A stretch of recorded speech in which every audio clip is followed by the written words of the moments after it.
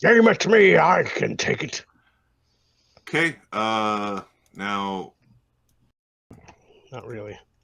I know it's not written on his token, but he did cast the shield spell in the last fight, so it's still running. Because shield spells are mid per level, if I'm correct. Yeah, it's already ticked off on a shield. Okay. Another massive wave of bolts go up against Daedalus. Just because it's fun to roll dice. It would have been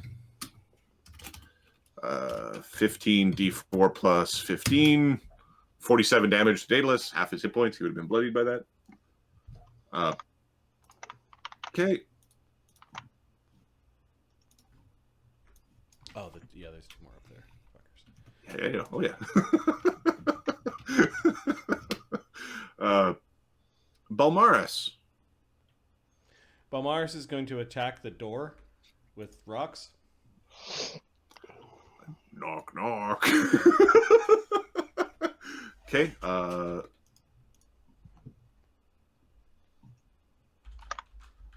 Okay, the first rock hits AC 32. That definitely hits a door. Give me a second. Sorry, AC 30. Yeah, give me a second. It's AC 29. Yes. Okay. That still hits a door.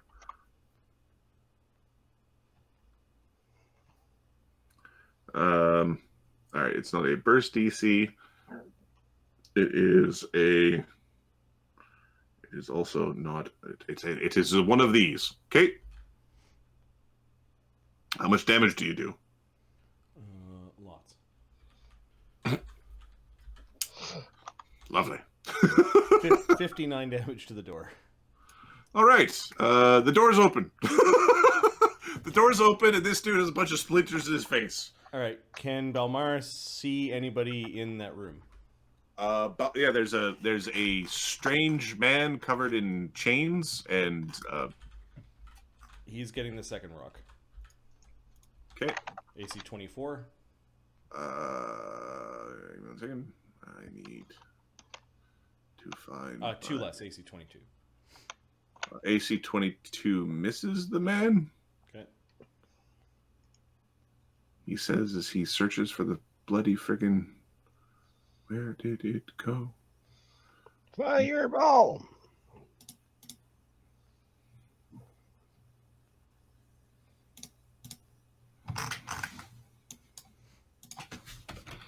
Oh, give me a second.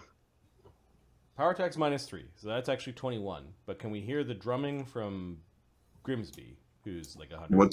What's his perception? Like, what is the base perception? 16. 16? Yeah, you can. Okay. Over the seas. It's AC 23 is what we hit this guy. AC 23. That does hit him. Yep. Okay. He gets a rock. A power attacked rock for 31 damage. Okay. It is just a rock. Yeah. Okay, he takes 26 damage. Okay, and then Sunwoo's ready to action goes off. A fireball rips off into the room, or we're attempting to rip it off into the room. Okay, I need an attack roll. This is a spell attack roll? Or... This is a spell attack roll. Okay. Getting it in the room is AC 15. We'll adjust later if that's not an appropriate DC with all the changes been made, but it feels correct to me. Can he hear the bard song? Yeah. What is your bonus to? What is your? Basically, I'm looking for a 10 plus 10 perception. Yeah, plus 11. Okay, so yes. Okay. Do you have haste as well? Yeah, he's got haste, and then he aimed, so I'm adding all that up. So normally his spell attack is plus 12. He's got cognitogen. He aimed. He's got haste, and he can hear the bard song. Don't roll 1. 33. Okay, goes right in the room.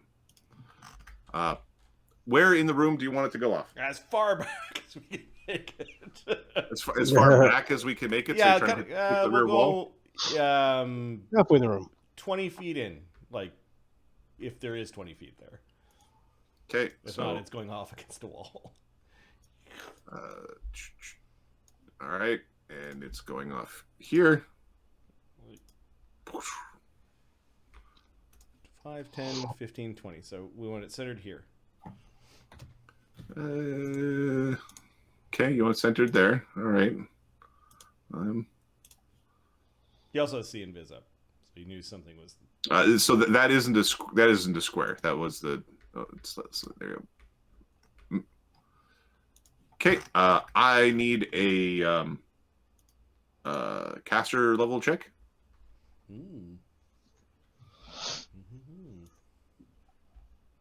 Yeah, we don't have any of those feats, so this is just 1d20 plus 8. Wouldn't the 25. explosion come out to the left a bit more? The center's over here, shouldn't it? Like, kind of like No, that. that's good. I put it on the closest intersection to where Marty pointed because he didn't point at an intersection. Okay. Because it's darkness over there.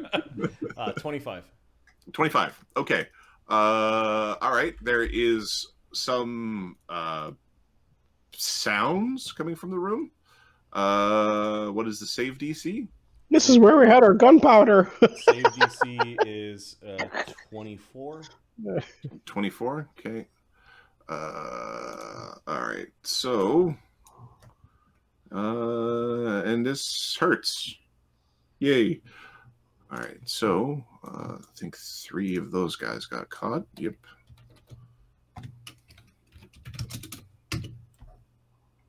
Okay. 3 fail. And then that one doesn't matter. Still talking mad shit. And ooh, we were supposed to not be hit. That was the plan. For it, does a 10 make it? Okay, what is the damage? 27. 27. Okay. All right.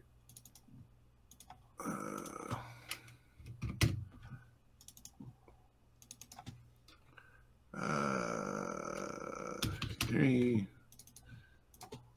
27, and 27. Okay.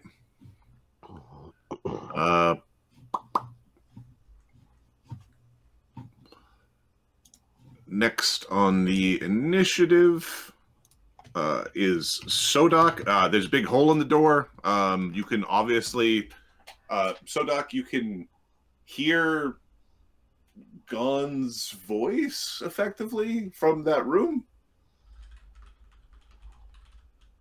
Like you can hear Gon telling you that it would be good for you to engage in pleasures of the flesh and to dedicate yourself to fleshcraft.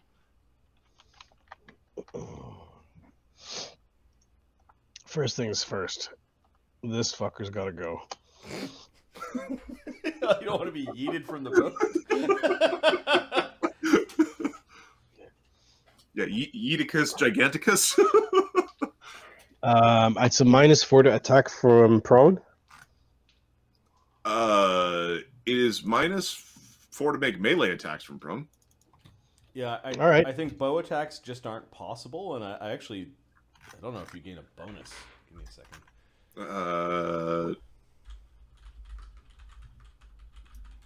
You cannot. So okay. So the rule is you can only use a crossbow when prone. I would argue guns are like crossbows.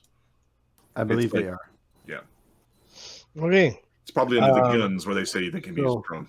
3 actions: rapid shot and haste. Okay. Can you shoot without provoking arrows? Yes. Okay. So you got banded. You're just laying on your back, letting loose. Okay. How Let's many? shoot this guy. Okay. So How when many you- bullets? It's 10 attacks that I'm making. Okay, so do your first pair, because I think when you use your double barrel, you have to target the same guy with Same both. guy. Yeah. Okay, so do the first pair first. Yeah.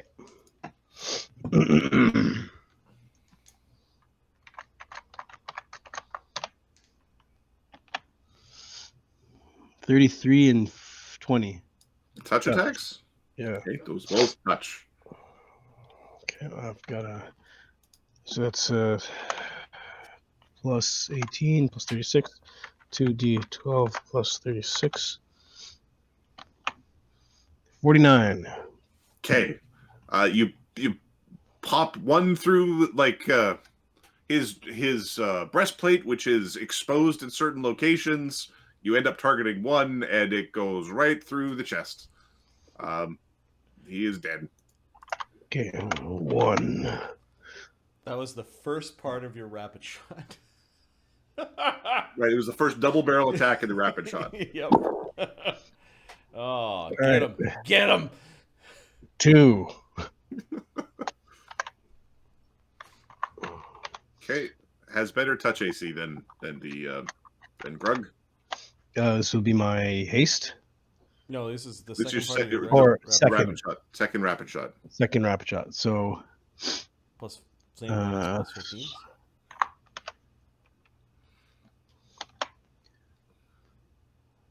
Okay, fuck me. you touch twice. Okay. This was 2d12 plus 36. Better. It's easy to be better than 7. Oh, 44. Okay, that person is very much wounded. Is heavily wounded. Get your asses over here! I don't know. Okay, let's try to kill this one. But you're where the fireballs go. Okay, well, this will prepare them for a fireball. Let's shoot this one.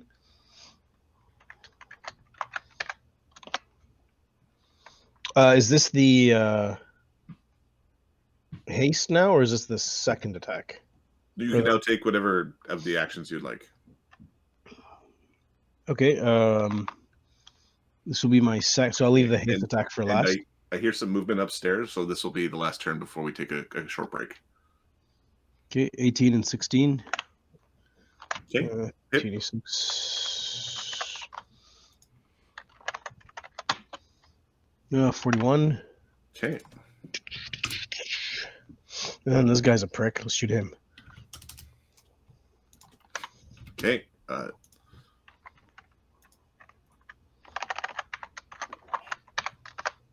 Okay, Marty, can you help adjudicate the rest of it? That guy's touch AC is 22. Okay, you Damn. Miss. Are you adding the right bonus? Yeah, because Oh, that's your last attack. Okay. Yeah, now that's do your the haste. haste. Your haste attack. Yeah, let's try to do him again. Adam said 22. Yeah. 33 and 25. Gotcha. Okay, you want to roll them separately? Okay.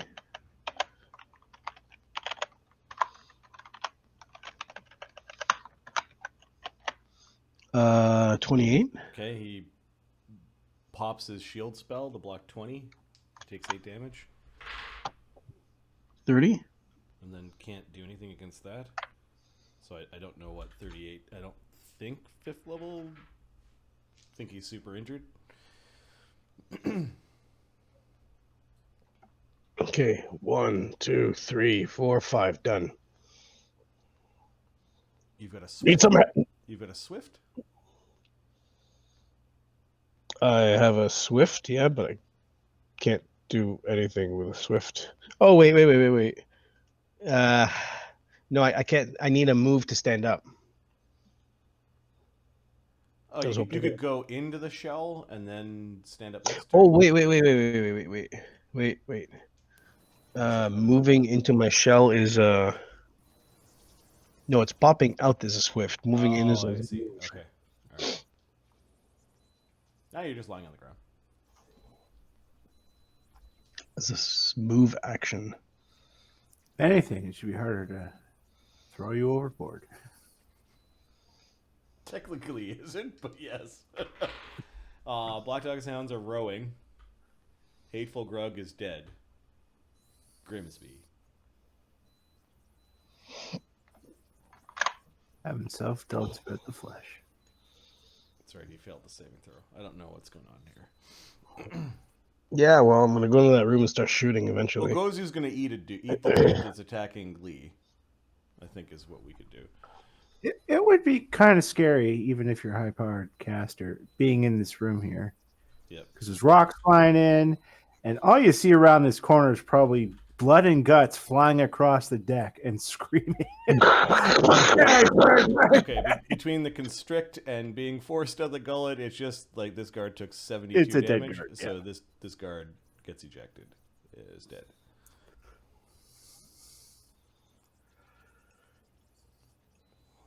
Next guard.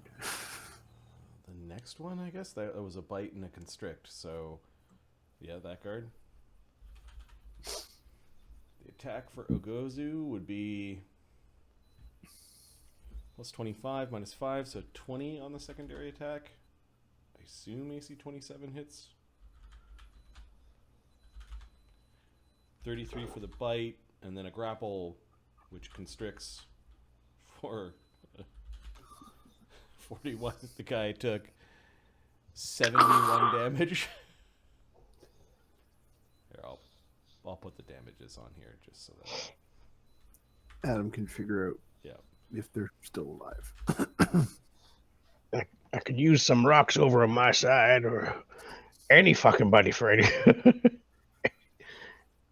And then Ngozu advances with his last one, which basically he's like attacks the third guard with a third bite. I guess. Why wouldn't he? Plus 15. AC 20, I think, misses Probably. the guard. Didn't they have touch of like 22? Turn a huge ballista and shoot in the cabin's corner. No. Well, Yeah. it's loaded. No, did it fire? Didn't fire. They were gonna fire, but Daedalus took him out. Mm-hmm. All right, that was a Gozu. I don't know what Grimsby does, so the question is 70 plus damage, kill guards, and then what does Grimsby do? What would Brian? What did Brian Boy Tyler do? Let's have a look. Salissa's next. I'm starting to think maybe we shouldn't have brought her on this particular mission. You know, she could, if she was all alone within a 30-foot radius, like make everyone make saves versus blindness. It's a gaze attack. I think you've got to. Gaze attacks, you can target them specifically, or you can just turn it on for everyone. All right. Like anyone who looks at you. Now, I don't know if we want to fucking blind Sodak and Daedalus by accident. No, we really don't, I don't think. But a 30-foot targeted gaze on a guard is not like the worst. Yeah, I think I Let's guess do we'll do that. Daedalus is against the guard here. Make a gaze attack. It's fort save DC 20. Which guard? This one? No, this one. Okay. All right, I'm gonna look up warrior. Actually, I take it back. You're right. That is the smart one to do. 7. Fifth level Yeah. dude with fifth level fighter with 14 con would have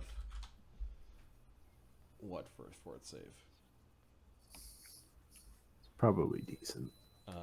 Would be 6, 7. We'll give him a 9. What's the DC? 20. Made it. Right. Well, and I think she stays behind a Gozu. Yeah, little snake hide behind big snake. Yes. Original crew is piloting the stolen racing vessel. If this goes well, we'll have 3 vessels. And then Hateful Scorn, I don't even know if the token is... Oh, that's this. It's the acid fireballing sorcerer. I think that's where we'll stop. Yeah. We're going to get acid fireballed again? We're going to get acid fireballed again. Oh, we picked the wrong element.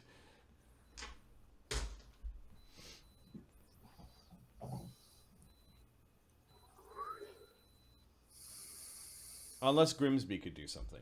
Let's see. If Grimsby can actually take actions, what would he do? He has no more fears and no more third-level spells. He could silence the back room. That'd get him to come out. That would get him to come out. Silence is a long-range spell. It is a giant fuck you to that back room. Yep. That's what we want Grimsby to do. Because then they have to come out to cast spells or wander around the back room to figure out how to. And that door is busted open. So.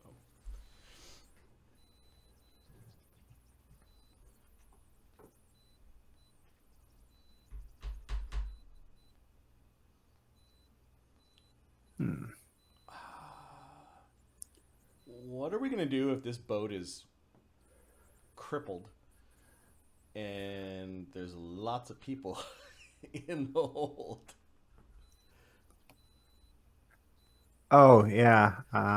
There's like 100 dudes in the hold. Are we just gonna jam as many into our boat and drop them off somewhere, or? We can drag. Dropping Drag them off them. on the island seems like a bad idea. Yeah. What were you saying, Ahmed? Like this. Dragging this boat with us is a possibility. As long as it doesn't sink, we can drag it with us. It's bigger than ours. I don't think we could tow it. And Well, they're used to rowing. In the storm, I don't think we're.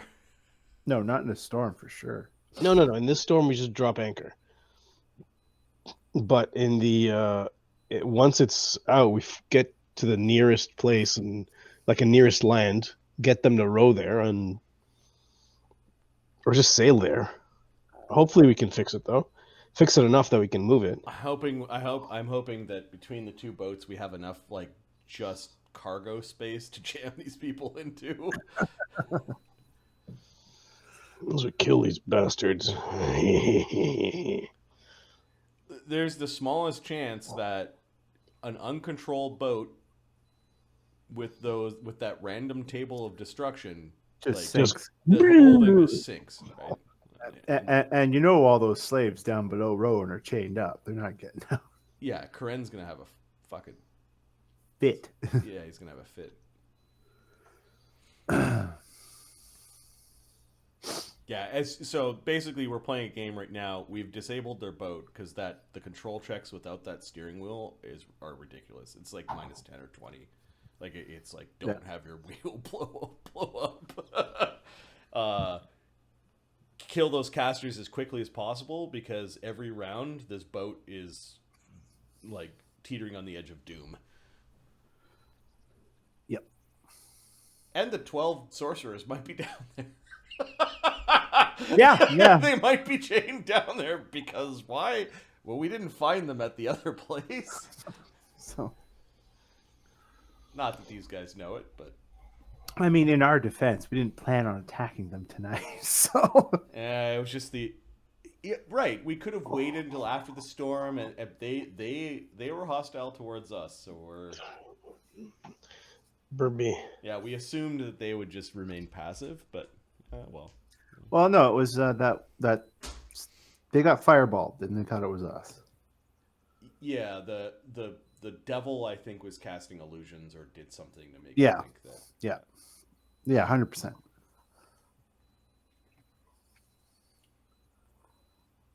The devil lady whose boat was just stolen. Yeah, might look the other way at the transgressions of the of the other devil people pirate boat. No. Yeah, I think that's the white lady. I think she's. I think yes, I think you're right. She's not. Well, I didn't see her on the thing. I just know she's on the initiative sheet. So she's doing stuff. Oh no, she's doing something. And this round, she orders a coffee at the inn. The second round, right? She's just like she seethes. So angry, her boat is gone. Round 5, letting it go. There is a tremendous amount of value on that other boat, even if they just have 8 cannons. That's you're gonna be slotted into our boat. The value of the boat itself, the value of their gear, value of any of their cargo. Oh no, this the is going to value be a of good haul. all the guns. It's like we'll be very close to the Mulgra, like the Mulgramir's men having enough rifles so they could do their rifle attacks. Yeah. This Finishes is casting gate. Yep. Fucking rips open the boat. Hell pours through.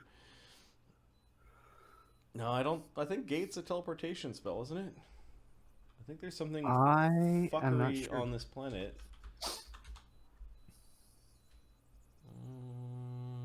No, it's just straight up conjuration.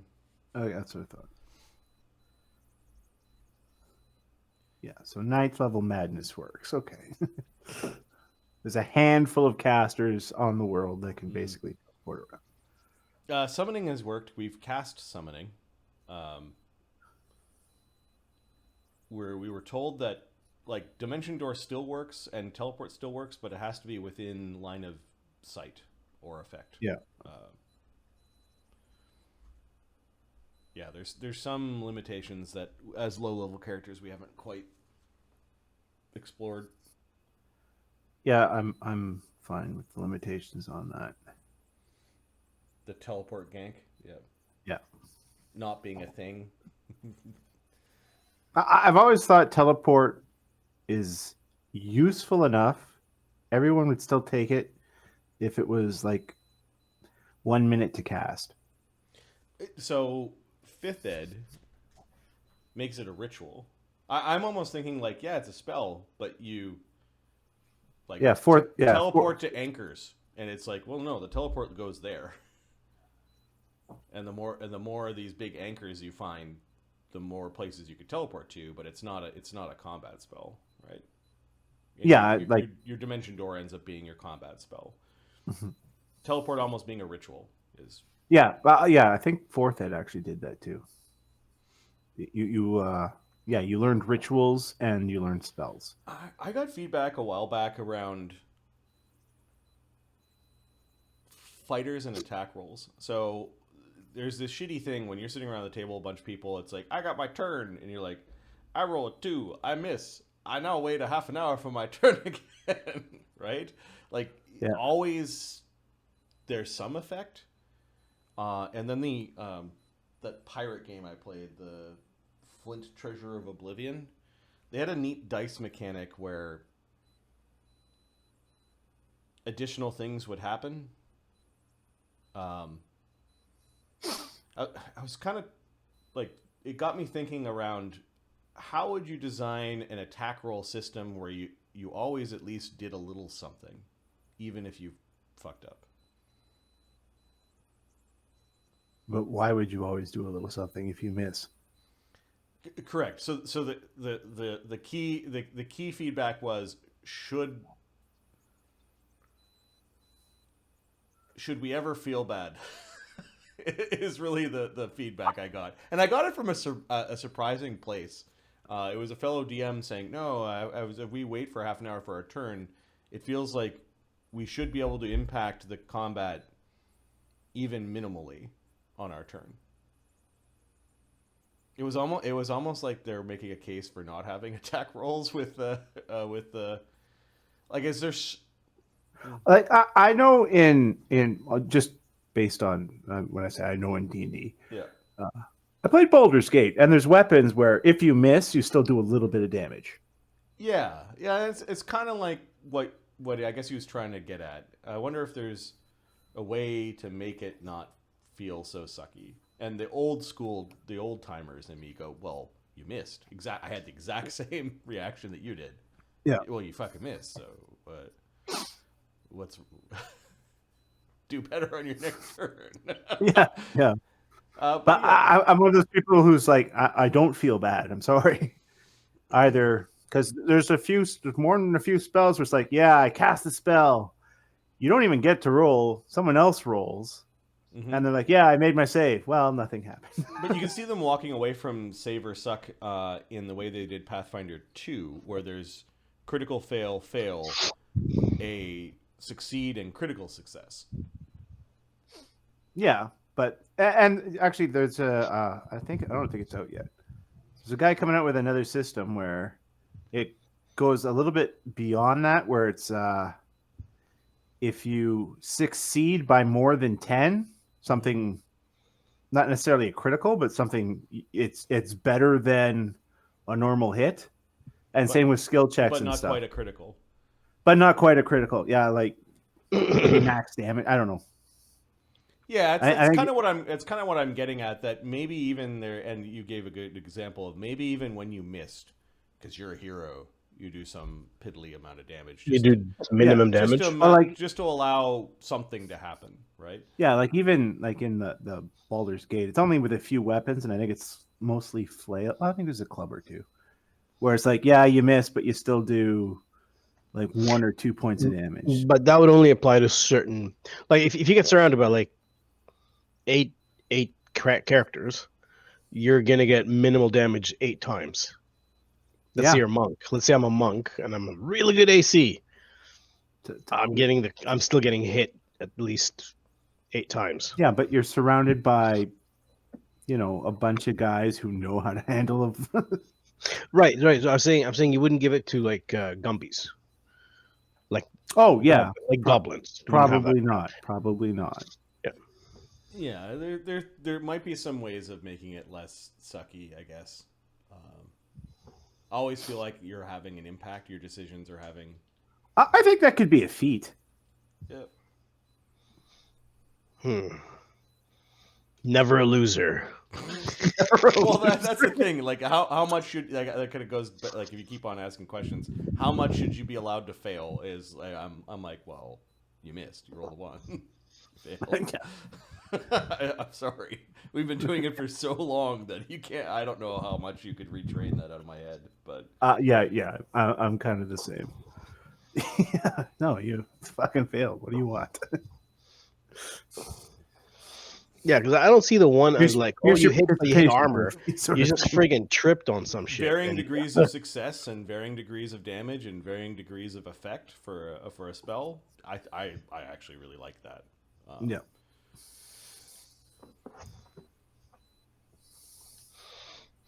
It allows some of the save or suck spells to actually just have an effect, but without total win. Well, I mean, some of the save or suck spells do have that. Mm-hmm. The victim might not be stunned if they make their save, but they're still dazed or dazzled or some shit like that. And then the little combat game, the Flint game, had a die where you go up to someone and you're like, I want to do a combat maneuver. And there'd be some random die as to which one you pull off. Like you're either shoving or pushing or tripping them or yeeting them or like, and it was like, oh, it's kind of like random. I didn't like it in that you didn't choose. But it kind of got me thinking about movie fights have lots of pushing and shoving and things that happen to each, like, 2 combatants that are doing to each other that aren't just the gun or the knife, right? There's a lot of elbowing and punching. And every once in a while, one of those things being thrown in, I kind of get excited every time that happens, even though it's meaningless sometimes. As a critical hit, it's like, oh, you hit, and then you get a free combat maneuver, no AOO. That I think should happen more often. Or unarmed strike, or an unarmed strike, or a secondary weapon, or you get to attack with your armor. Or, like, that shit does not happen enough. You could probably dial it right now. It's at a 1 out of 10. You could probably dial it up to 7, and the game would still be fun. And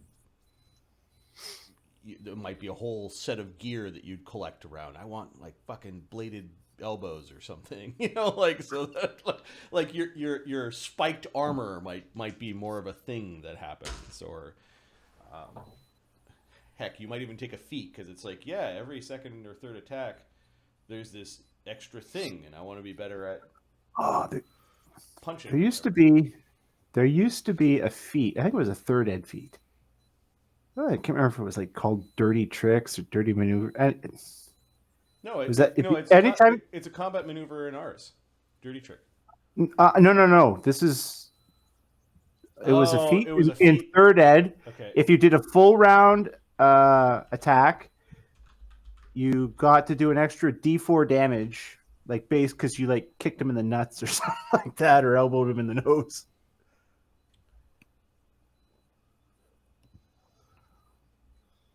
I'm trying to remember the name of the feat.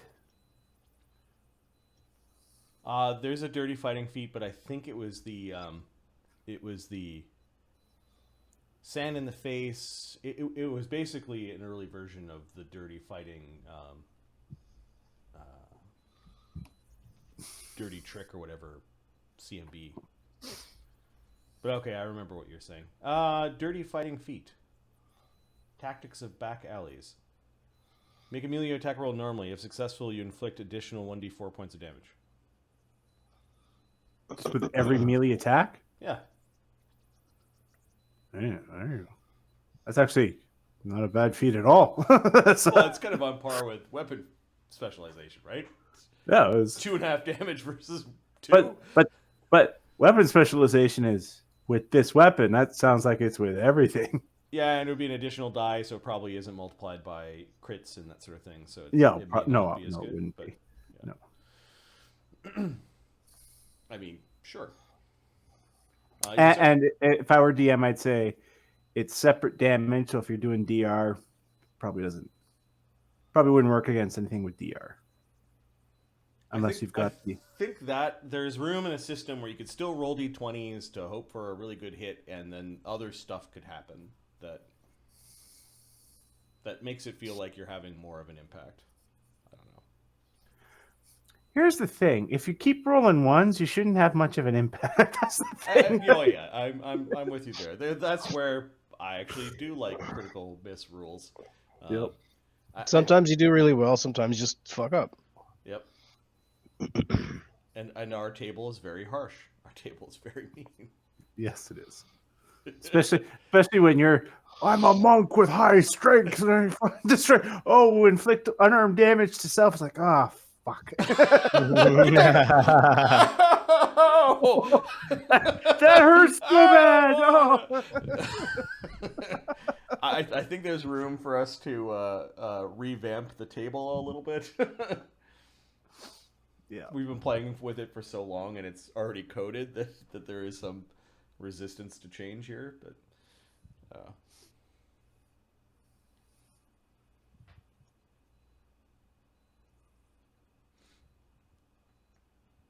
cooperative spellcasting, that's also something that I think is underpowered. It's like at 1 or 2. Where you do the thing where I back up the other spellcaster and they do an even bigger beam or whatever, like that is for that. That's a cool idea. For that to be feats and really specialized archetypes, it should just be a core thing. Similar to team combat skills. That same game system that this guy's developing with the +10 does something great. Has that built in. Mm-hmm. What is this system called? It's D20. Hang on. He's got a whole YouTube channel, like with lots of content on it. Like he's doing a Kickstarter, I think, for it. Hang on, give me a second.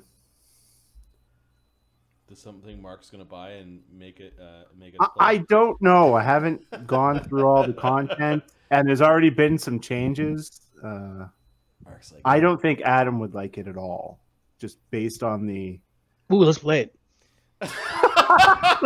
Well, that's what I mean. I don't know if I have the mental bandwidth to learn a new thing as a DM, but as a player, fuck yeah. Buy the books, teach us something new, Mark.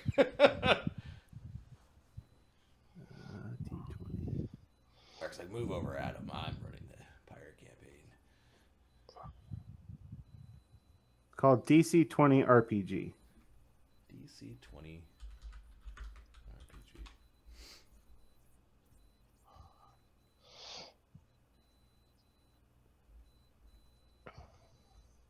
Okay, I see a lot of like modern hype content. Oh, it's all on YouTube. It's all that sort of stuff. But I've watched a few of his videos. He's clearly played, he's clearly played TTRPGs probably his whole life. Yep. And he's got some interesting ideas.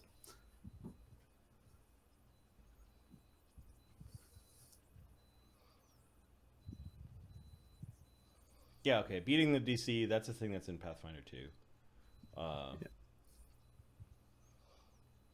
Advantage and disadvantage is really swingy. Oh, yeah, they do it different. Okay, like you've got in the system he's got, it's like 4 actions. Yep. And you can use all 4 actions to attack, but your first attack, you get you get it's a regular attack. Then you roll with disadvantage, and then you roll again. This time with 3 dice, you take the worst of the 3, and on the 4th attack, you roll with 4 dice, take the worst of the 4. Now, what you can also do is take one of those actions and kind of aim like we do, and that first attack now has advantage, and then I think it's 1 dice, and then the last attack's at disadvantage. Or you can aim, attack with advantage, use an action to give someone else advantage, and maybe use for your 4th one, I'm going to help the spellcaster by pumping up their spell with them. Like here's someone's review. The base dice are D&D. The base action mechanics are Pathfinder 2nd Ed. The base leveling layout looks like OSR. So I'm guessing like points? Is that what that means? I have no idea. I have no idea how the leveling goes. So. As you advance, you gain powers, talents, class, open source resource RPGs. Where you don't gain tons of hit points. You start to gain masteries of skills and bonus to attacks and stuff like that. Okay. So you're... Alright, there's scaling. Spellcasting feels like Final Fantasy. Mana points? Is that what it means? I don't know. Okay. That might be a new thing. I love all those things, so that's fun. I know this system because I've played all those things. Okay.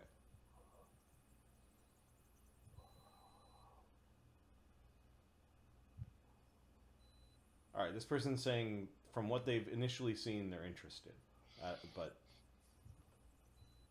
yeah, it's like different tastes. And the feedback is: show me how you want this played. Is it pure murder, or on the players, or is it a cakewalk? I guess you find out by playing, but yeah. Okay, neat.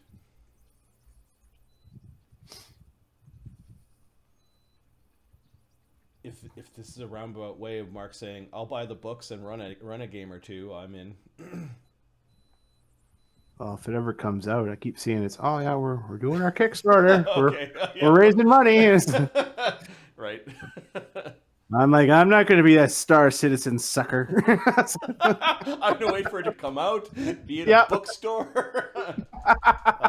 Drive through RPG, you get the PDFs once it comes out, probably. Something like that.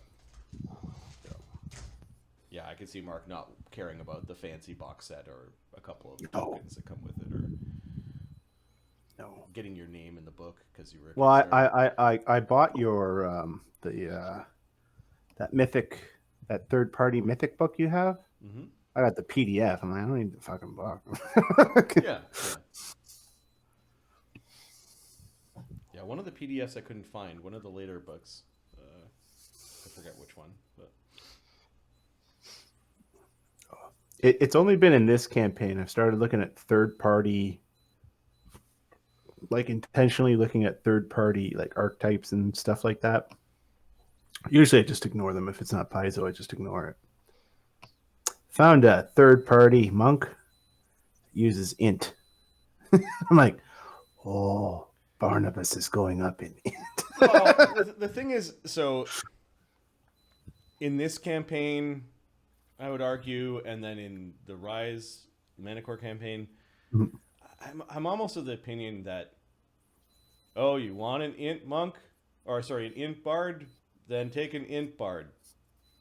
It this is going to materially impact how powerful it's going to be. Like, no, it's going to be a tiny kicker, and we just get to see how it works. right? Yep. Like, don't worry about the archetype.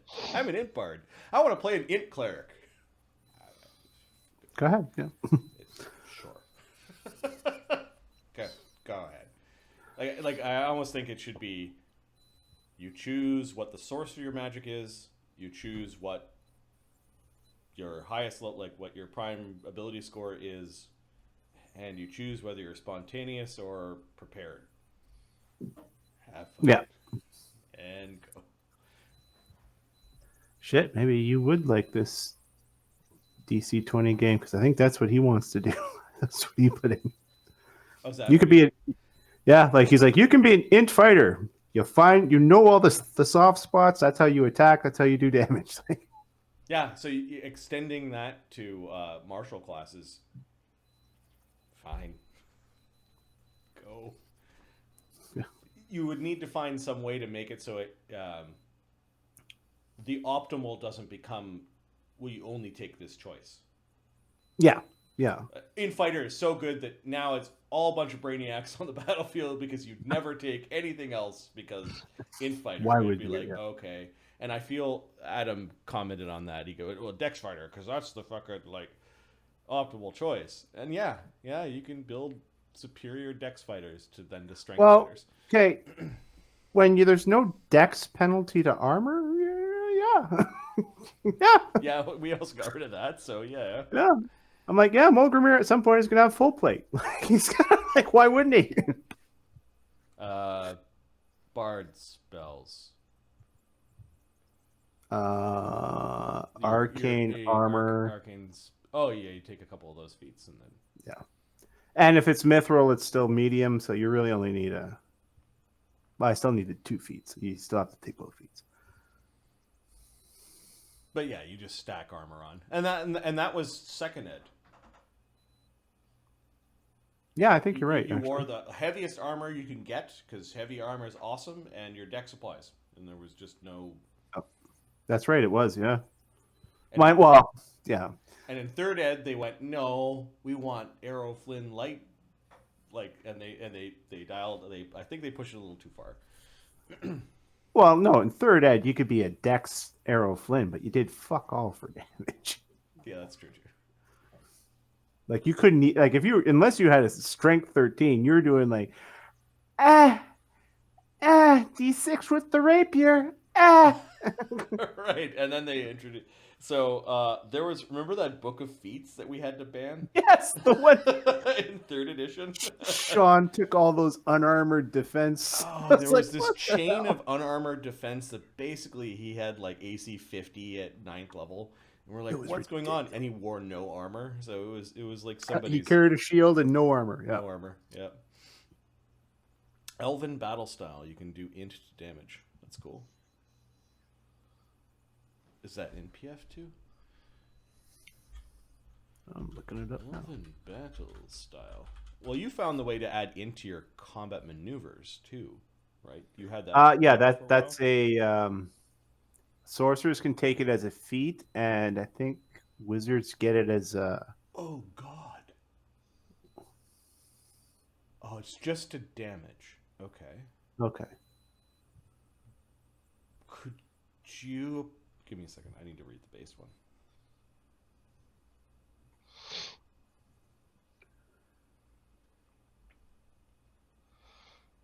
Oh, it's a whole chain.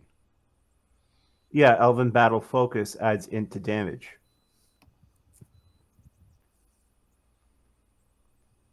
While wielding a longsword or a rapier, or any melee weapon that has Elven. Okay, so it's not ranged. You can't do it to ranged. I was just thinking, amazing. But, alright, so no Elven spell archers with this style. But still. It's an Elven bow. And... Shut up. Fox is just teaching us how to add int to damage in melee. In melee. Instead of another ability bonus. Yeah, it substitutes. So now you could have a charisma int fighter. Charisma for AC and int for...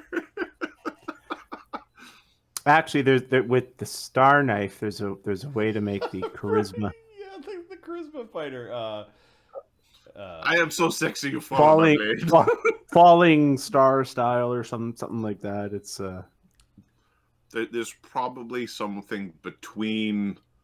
Okay, on your 4th feet into the chain, while using the Elven battle style, you can add your int modifier to that weapon's damage instead of any other ability score damage. I like the wording on that. Yeah. Because it's I'm going to add all my abilities is one way that things go sideways. And the other way things go sideways is, like, that offends me far less than Dex. Yeah, I know. Dex only affect the charisma, the natures, whatever, to make charisma your AC. Okay, now I'm offended by charisma. Like, that makes me like. Well, you're offended by Rose twice as much. Oh, he is a cohort. The first time he offends me too much, I'm trying to eat him and Squish. fly away. Squish. No, it's those builds I find are single ability score builds where it's like, no, I've got this one ability score and it does everything. Is it like the best? Pretty much. Like, yeah.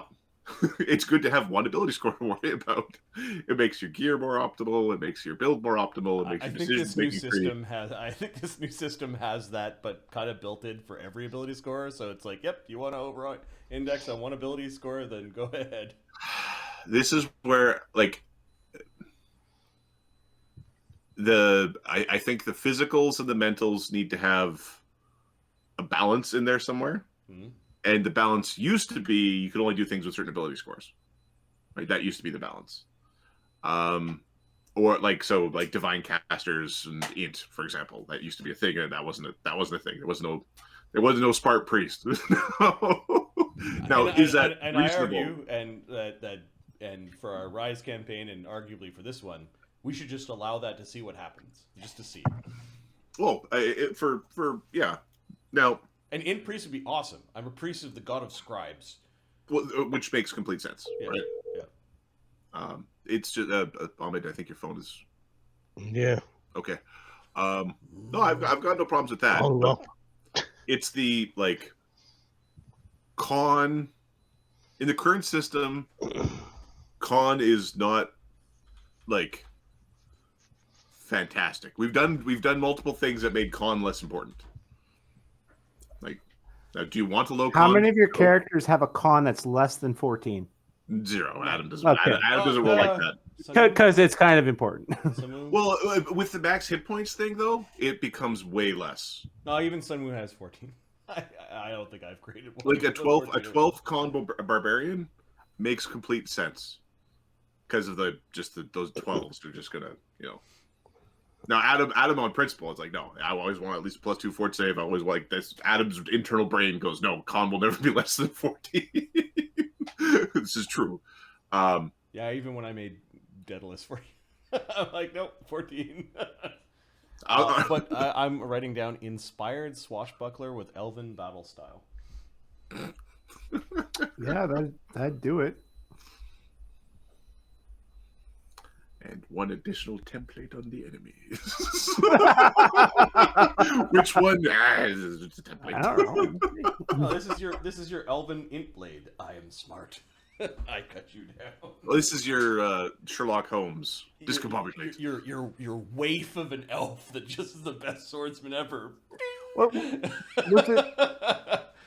In second ed, Sean played that strength 8 fighter that just was doing its damage die was like a D20. Yeah, this was his elven. It was his elven knight. I don't know if he had 8 strength, but he found a way. He was pathetically weak. Okay, yeah. Zindel, that's what his name was. Yeah. That accidentally decapitated the paladin in the. That's right. Oh my god, that's right. There was a duel, and it's like, okay, you win initiative. Rolls a nat 20. I'm like, are you confirming the critical? He goes, yeah, all right. He rolls another die. It basically confirmed the critical. It's like, okay, break out the percentile dice or whatever it was, and it was like 100. Okay, so in the friendly duel of first blood, you decapitate Rob's paladin. Yeah.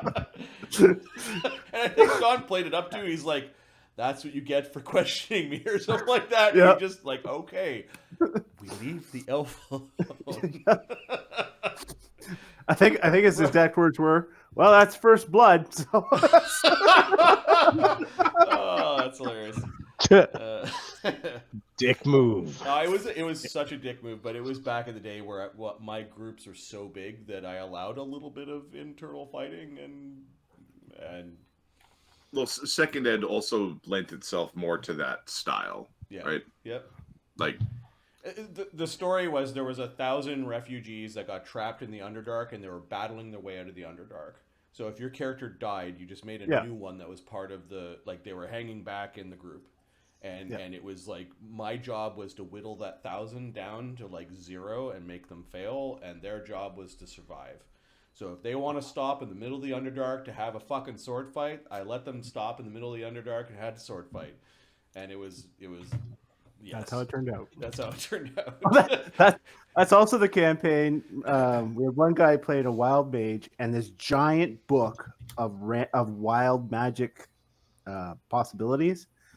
And sure enough, we cast a fireball, because it's always a fucking fireball with this guy.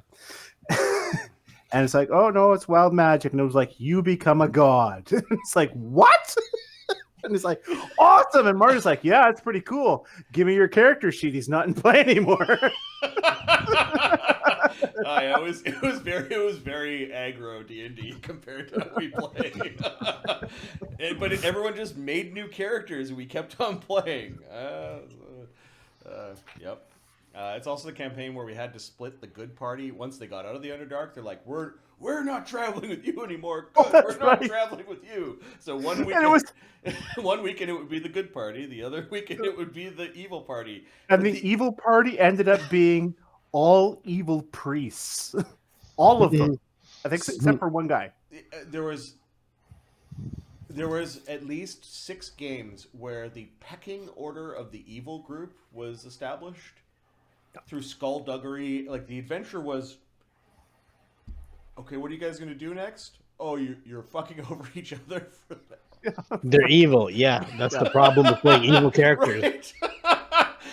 And every new person that joined had to go through this kind of like weird allegiance that it was just the most odd. It was effectively D&D meets Lord of the Flies. Yeah, it was. Yeah, it was. I discovered evil parties do need a babysitter, a big mean babysitter with a belt who's gonna pull out that belt when you get That alive. taught me how when I was doing Krakenstein, I'm like, you make him the scariest motherfucker. The evil guys go, oh, yes, sir. No, sir. Yes, sir, we will work together. And they all work together. Yeah. This was as we were learning those rules. And, I almost didn't have to prepare for some of those games. You guys just did stuff. Yep. There's a reason why chaotic evil is a bigger problem than lawful evil. Oh, yeah. Just straight up. It's why when in some of the places, in some of the there's certain versions of D&D or similar games where they have a linear morality spectrum, and it goes chaotic evil to lawful good. Like, that's the... Now, arguably, is lawful good better than neutral good, or what is the goodliest? But nobody disputes chaotic evil at the other end of the spectrum. No, just being like, woo, Mad Hatter, plucking out eyeballs. It depends on how organized the lawful evil is. Yeah, the pecking order ended up being this core group of lawful evil with a neutral evil guy going along with it, and they let the crazy chaotic evil fighter just pointed him in the right direction whenever they needed to. And then the wizard was really funny. I think it was a neutral evil wizard where he's like, I'll be your wizard, I'll back your play, but I'm the only wizard. Any other wizard shows up, his spellbook is mine, and you kill him. And they're like, okay. So a guy showed up with another wizard, and then the 2 wizards ended up fighting. Because the clerics are like, we'll actually take the strongest of you. And it's like, oh, you bastard! And they fucking start fighting. And it was going through the adventure, but the 2 wizards are like don't kill each other. Watch this. They're just gonna spend time trying to kill each other. It was pretty funny. I don't know if we could run that today. Definitely not a stream game. No. But it was a game where it was just like, if you showed up and had a pulse, you played in Marty's game, and we would have 10 people around the table sometimes. So just to keep them occupied was the name of the game. Now, how many decisions do you make to create a second ed D&D character? Now, and I say this as a guy who only ever played second ed. I've played it like I've created characters in some games that are second ed. They can be complex. A spellcaster would be complex. Yeah, a spellcaster. A fighter, not so much. There were no sorcerers. It's the opposite of third ed, which is fighters are complex, spellcasters are easy peasy. If you got a dude who can barely keep up, give him a sorcerer, call it a day. And the most expensive part of being a spellcaster is picking your spells. No. The Sodak rules are always a problem. Then you bring out the sack. Because they're not built on the base system, they always tack on, and there are always problems. Okay, I gotta take a quick piss, and then we can get... Did you feed your dogs, Adam? I've got one dog that is unable to, like, feed itself properly. Mm-hmm. So, fed that dog. The other dog here is like, but I want the special food. And my wife gives that dog the special food. And I don't. Because I'm like, your food is $120 a bag. That other dog food is $300 a bag. Yeah. You ain't getting the $300 a bag food. I had that same thing when I had 2 dogs. One dog needed the special food, and it's like, no, you don't get the special food. And it's not because I don't love you. It's because you eat the shitty food because it's cheaper. Well, and then for me, it's like, it is the same brand of, like, you know, you don't have gastrointestinal issues and you don't need the high fiber, whatever. Yeah. Like, in dog world, my dogs are spoiled, right? Like, they're, in terms of, they eat better than college Adam, kids. in my world, your dogs are spoiled. Well, no. Your dogs eat better than my kids. That's kind of the thing. Yeah. We basically, she was getting squirmy upstairs. I could hear her flopping around. She was at the vet for a week and a half, and basically, she like laid there. She didn't like people. Like people would come talk to her every 6 hours. You know. Yeah. She just kind of laid there, and that's a good way to lose muscle mass, is to lay there and struggle to eat. And it's like, no, now we sit up and we eat proper and we're moving. And now on the flip side, when we have her, you know, she's a 2 poop a day kind of dog, and when they have her, she's a 1 poop a day kind of dog. So, Oh my god! I just read I was going down through the Elven Battle feats. okay, yeah. Elven Battle Torrent. While using Elven Battle style, any opponent that makes an attack against you and misses while you're fighting defensively, using total defense or the combat expertise feat, provokes an attack of opportunity from you. Yeah, this is so. Jeez. I have played with somebody using that feat chain and stacking that with Crane Wing, especially before the Crane Wing debuff, where they basically were saying, if you attack me, I get an AOO, and once per round, I would auto block and get an AOO, right? Because they didn't fix Crane Wing. They would stack. It was a small game, so, but then it became very much a like, people don't punch you. Like people learn very quickly, don't hit the guy, right? Yeah, near reach weapon.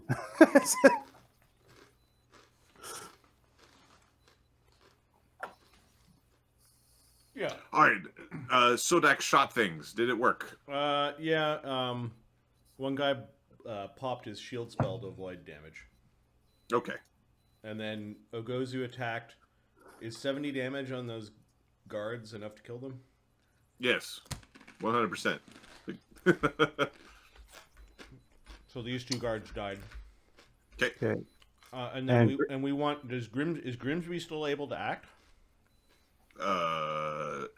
Yeah, Grimsby's able to act. He's just having a crisis of faith. We want him to Maybe cast you can have it while casting silence. silent spell in that back room, please, in the same spot where Sun Wu casts fireball.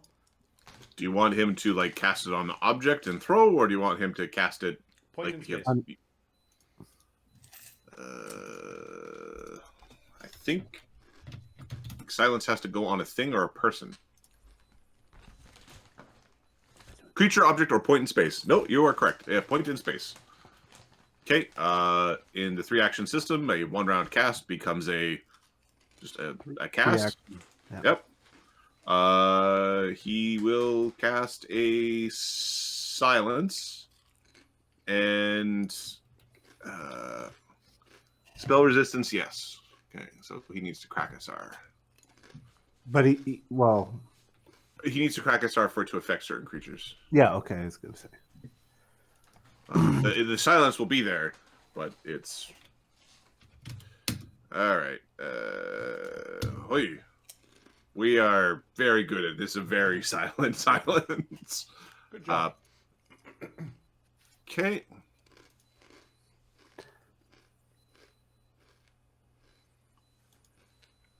I'm gonna go like here.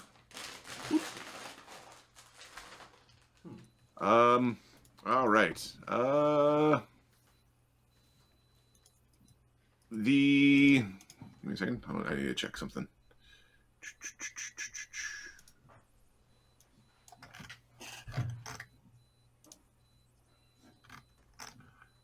It should be this one. Yes. Okay.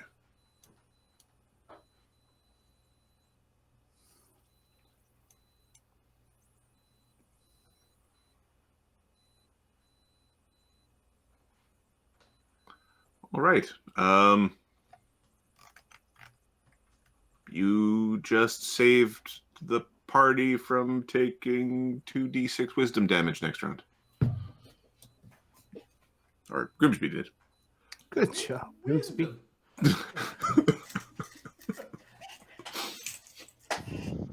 Wow. Yes. Okay. All right. The weird messages permeating this place are interrupted.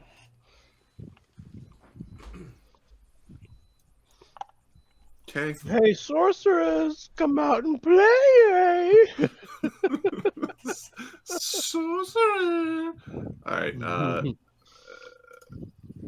Okay, so Grimsby has done his full round cast.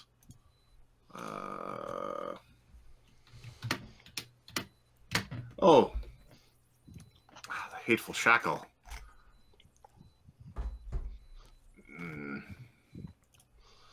Well, this is less good. She should come out and attack with her knife. Yeah, no, that is.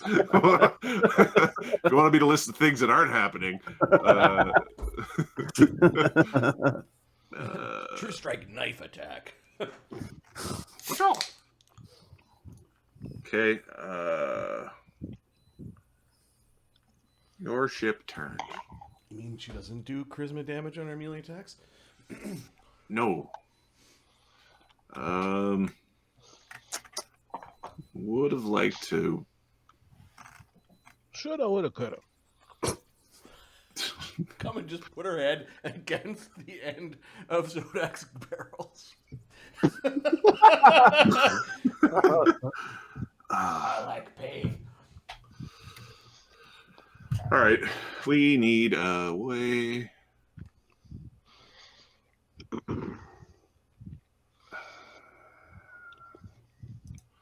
1 second. The range on this. See, if she goes out there, she can be attacked. But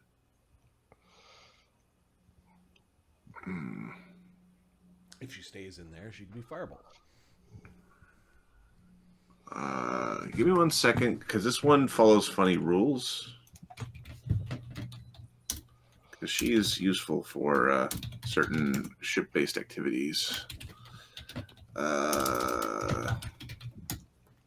Ships, and this spell.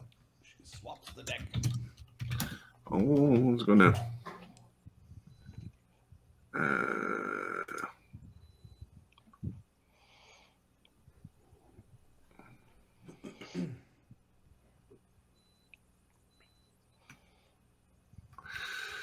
See, okay. This one moves, and it's.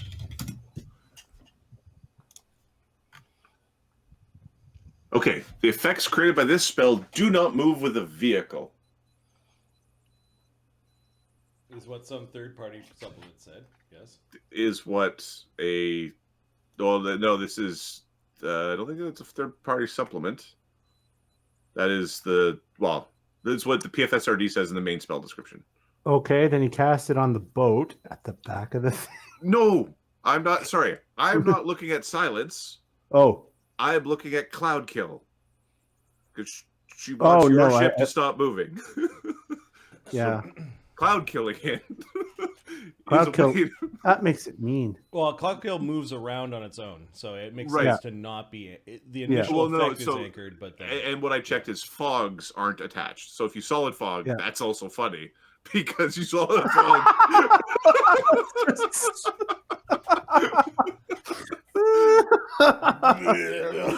it's a giant fucking marshmallow that you just cast on them.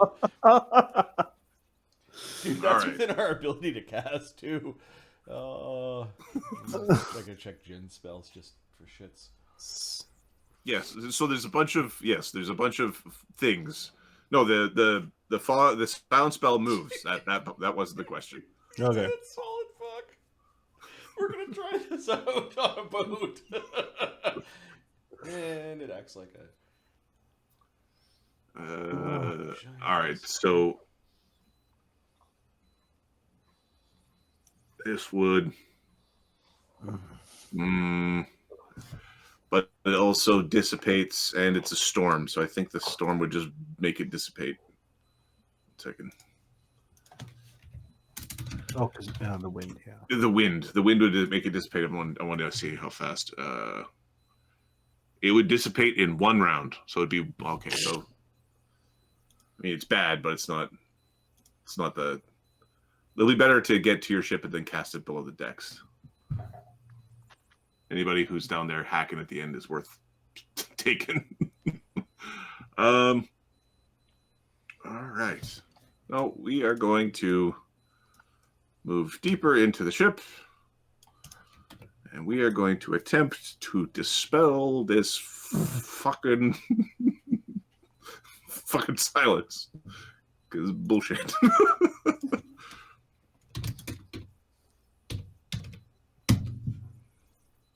Sixth level magic. No. Nope. Okay. Oh, sorry. Then she's went down. She is down here now. Shoot. I'm sorry. What was that you said? It's like I couldn't hear you. Okay. Next pip. The Mulgermen are interacting with ships. Yep. Kahren. The horrible blasphemies have stopped. Good job. Bah! Are we going to punch casters? Yeah, you can leave. It goes. You can take that fucker out. Okay, we're going to. Wait a second. I think we got Grace. Swift action Grace. Yeah. I think we got 2 of those per day. Has Kahren used his Grace yet? I don't think so. We didn't do too much. Got 2 Graces. We're gonna Grace. Ha ha!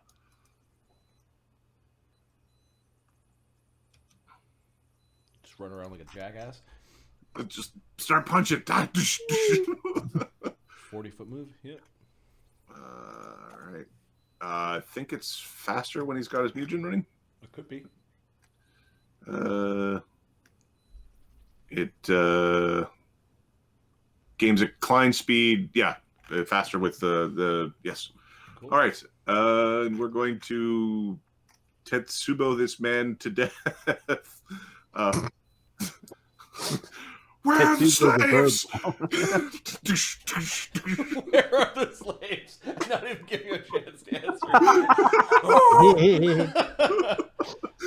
answer. Tell me where the slaves are, or I'll break your arm like I broke your face. So 2 plus 2, 4. This is his +3 underwater Tetsubo. That deals triple damage against objects. God. Where are they? AC 43. +2 +3 +3 10 plus all the damage. 40 damage. Where are they? Second swing. Hits. Kills the man. He's yelling at anyone in general. Here it is. And I think he's a cleavy finish kind of guy. Yeah, there's nobody next to him though. Yeah, he didn't have enough move speed.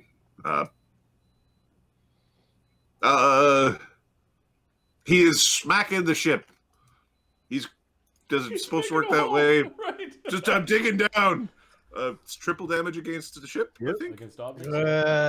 You have +4 against the hardness damage. Objects have -4 hardness when you're close to me. My efficiency. Aura. 111 damage to the ship's deck.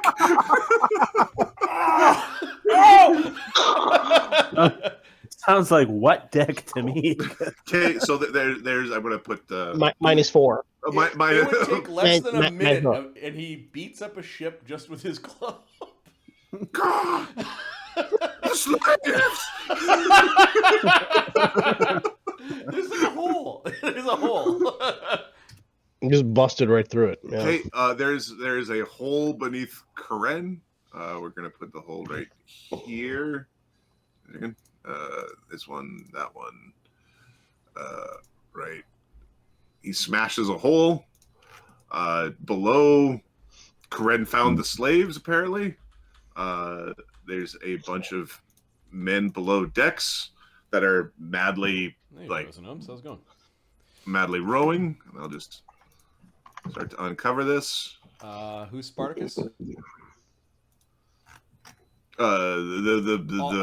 them. They're all Spartacus. They're all okay. Gnomes is back. Okay. So 20 people in a troop, so there's 60 rowers down there? Yep. Stop rowing. Okay, so that's not too bad. We were worried that there was something like 120. We're like, what happens if this boat doesn't survive? Where are we going to put everyone? That looks like they've got 60 rowers. We could fit 60 guys on our boat. You also know that there's another layer below. Oh. Oh. Fuck. That's where they keep the spares, is it? That's so icky. All right. So Karen's yelling, "Where are the slaves?" And he found them. I found the slaves! Freedom!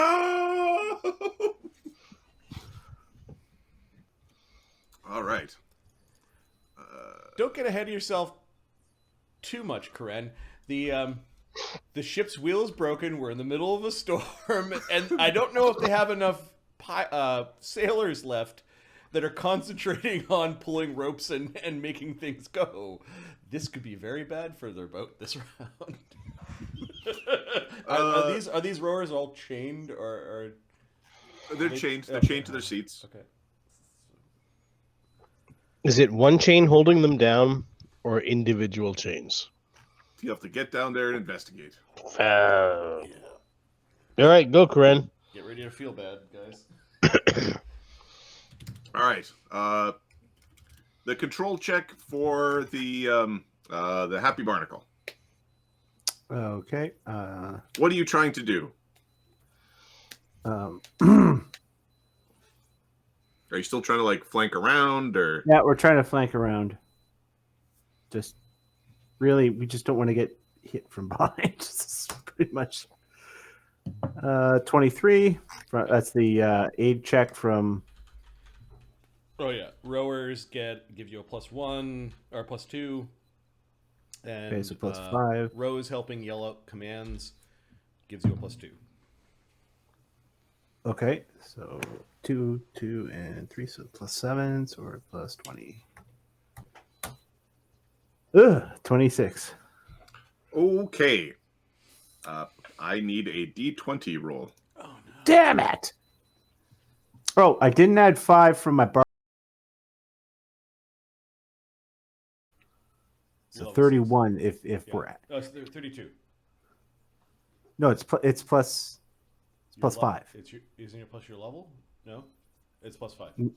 No, it's +5. It's just a Okay. straight +5. Oh, I see. Well, it's -5 from the DC is what it is. And then, Okay. Was she part of Good Hope or no? Oh, hey, let me double check something. Because So I might be saying +5 because when we brought her in, she was 5th level. So I'm just double checking. I think it's Ahmed's favorite formula, where it's At your level. At your level. Guess what? At your level. Add your level. And Ahmed's just like a prophet of how all games are going to be. What's your level? Yeah, add it. It's all converging to add your level. And that's it. That's how we simplify. It's quite simple. There will be a discussion at some point whether AI tools. You're right. It is by the bard's level to a minimum DC of 10. All right. Fucking right. Due to the Astitia's blessing prevents Ahmed roll the D20. So this is the near miss that almost happened. That's a real hit. Near hit. George Carling. 1d20. Okay. 12. Okay, your other mast made a very an odd creak. You would have been your via wind would have been dead in the water, and you'd be putzing around at your maximum speed would have been a walking pace. Oh God! Thank you, Asticia. Yeah.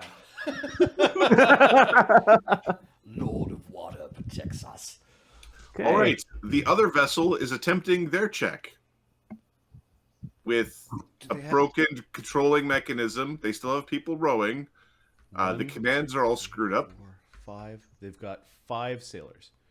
They have insufficient sailors. Okay. Mark, I need 2d20 from you. Ahmed, I need 2d20 from you. Oh, they get 4 rolls on the chart of 2. Oh God! This is bad. This could heat our guys, our attacking guys off the boat. 3 and 17. And 19 and 7. Yeah, Okay, 3, so- 7, 17, 19. All right, for the 3, Ahmed, I need a d2. 1. 1. Okay, their sails are damaged. So the sails are at half hit points. One of the sails just tears off and it's flapping. So if you make Martin, if you could add damaged sails to the broken wheel. All right, your next one, Ahmed, was which? 17. 17. Okay. The rowers below deck are no longer rowing in sync. They're not effectively rowing. Because they're all going, who the fuck is that guy? The rowers, the sky. the boat is basically turning in an uncontrolled fashion. Give me a D8. 3. 3. Okay, so it's actually so your vessel, you're turning this way. They're actually turning away from you in the other direction. But the boat is now, because the people are rowing out of sync, and they're turning the vessel. Okay, Mark. Yes. What was your D20s? My D20s were 19 and 7. Thank you, 19 and 7. Okay. Roll a D21. No. D21. All right, 8. Okay, one of the ballistas is washed out to sea. Ah, we could use that. All right. It wasn't the big bad one. It was one of the smaller ones. Okay, so far they've got 202 hull damage. Their sails are damaged at half. Their hull is bloody because they hit a whale? Question mark. Rowers aren't in sync, and they lost one ballista. Okay, and then what was your other one, Mark? 7. 7. Okay. All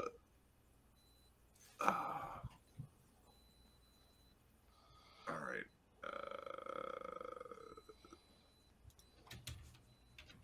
Hang on a second.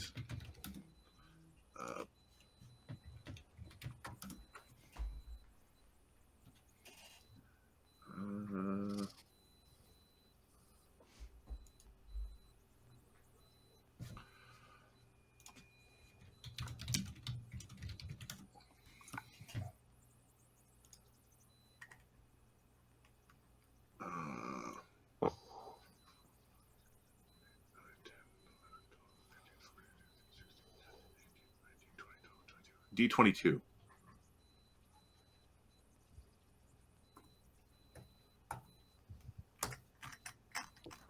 Eight again.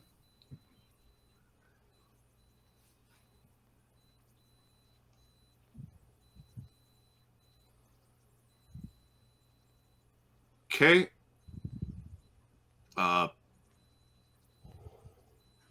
There is a. They are taking on water. In the lower decks. Fuck. Give me a D10. 10. So Okay. probably good. It will be. It will take 10 minutes for the boat to fully submerge. Oh, that's still a quick sink. It's sinking. That could have been one round. Oh, 10 minutes. 10 minutes. It could be 10 10 minutes. rounds. Okay, I thought you meant 10 rounds. It could have been, though. You rolled Yep. I thought 10 was like, it's filling up all the way. Yeah. How full is your cup? What percentage is it full? Like, It's 100% What did full. you do? All right. The sea is a harsh bit. takes. All right. So basically, because that vessel is whaling off to the side, there's actually a pretty big gap with Sun Wu and Balmaris. It's like you didn't anticipate the movement correctly. I ordered some food. I need to go downstairs and pick it up. So I'll be back in a few minutes. Yep. Don't die.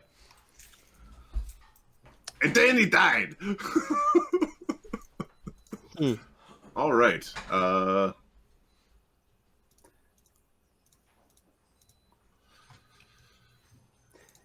That is the ships and their motion in the If it ocean. weren't for the fact we're actually trying to rescue people, we won the battle.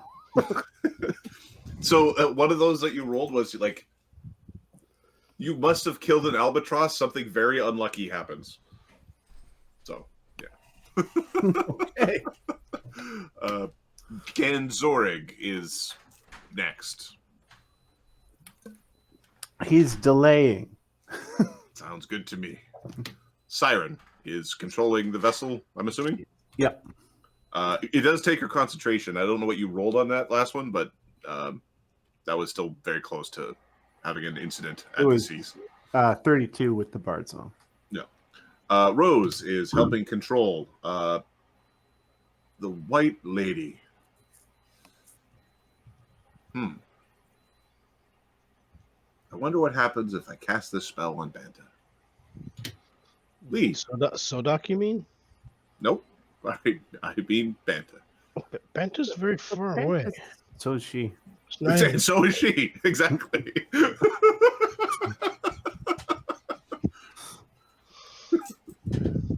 Lee is delaying? I don't know. Yes, he is also delaying. Everyone's going, what's that glug, glug, glug sound? Whoa, this ship is like way twisted off to the side. All right. We have... What are we going to do to you now that we are here on the thing?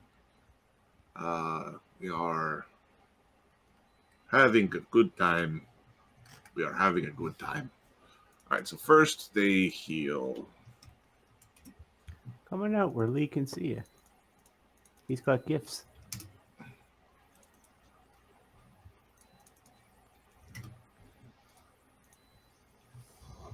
Okay.